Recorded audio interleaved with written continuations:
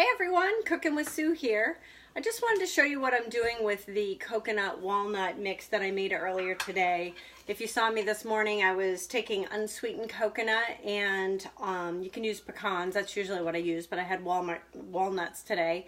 And I just put them on my large bar pan, and you'll notice that my large bar pan is very well seasoned based on the color of it. It's nice and dark, so the longer you use your stoneware, the darker it gets. And it becomes non-stick. So I just toasted these in the oven for probably about 6 minutes. I stirred them every 2 minutes until they were done. And I use this as a snack often. My husband uses it on his salads for extra flavor, and it's low calorie and it's got omega-3s because of the nuts in them. So what I'm going to do today is I'm going to show you the simple slicer.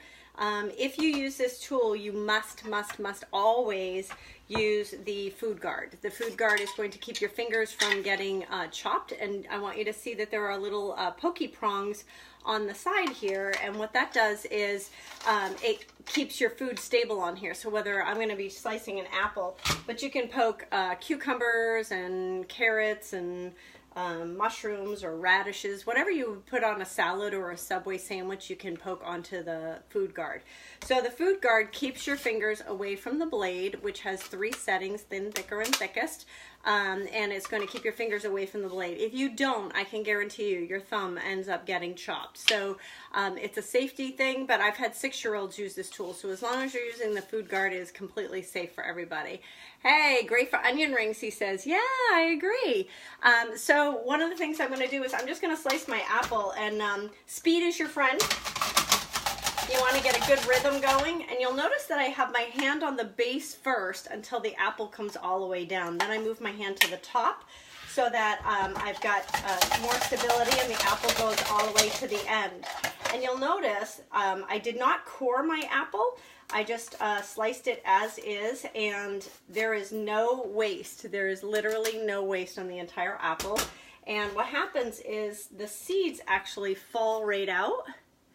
And so then all you're going to do is you're going to take your little spreader, you're going to put your peanut butter on top, and then you're going to top it with your coconut and almonds, or coconut and pecans, or for this case, the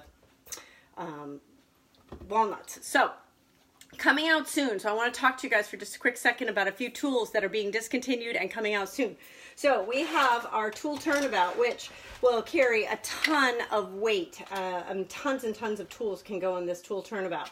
This is the old one that's being discontinued February 28th. This is the new one that's coming out. It's much smaller. It's got some great things that I like about it, such as the center actually is removable, so I can take this right with me to the side of my stove and put it next to my stove when I'm cooking. It also, in the base, has a spoon rest here, so I can take the spoon rest out and leave that right near my stove. But when I'm not using my stove, I don't need it to be there. And you can tell the color, the stainless steel brushed nickel look is beautiful, which is matching so many different kitchens. But there's pros and cons to both of them. So if you want one of the big one, I posted a picture of like makeup and crafting ideas to use in the other large one. It's really a great tool. And if you don't have stainless steel for your kitchen, you can use contact paper. I saw somebody use a beautiful brass contact paper on it, and it matched her new kitchen. So that's just a tip. I am going to be doing an online reveal of all the new products that are coming out, and if you want to be invited to that event, it's just going to be on Facebook. It's going to be 1 hour. I'm going to post a bunch of photos of the new products and some new recipes. Comment below and say add me to the event, and I'll make sure you get an invitation to it. It'll just be online, literally, and you can watch it whenever you want, but you have to click going to the event for you to be able to go back into the event after the fact to see the photos. So if you're not available at 6:30 next Monday night, no problem, but you'll definitely want to click going. So comment below. As you all know, I'm sure you've noticed in your Facebook feed that we only see like 25 or 30 people now, and not all of the regular people that we used to see before.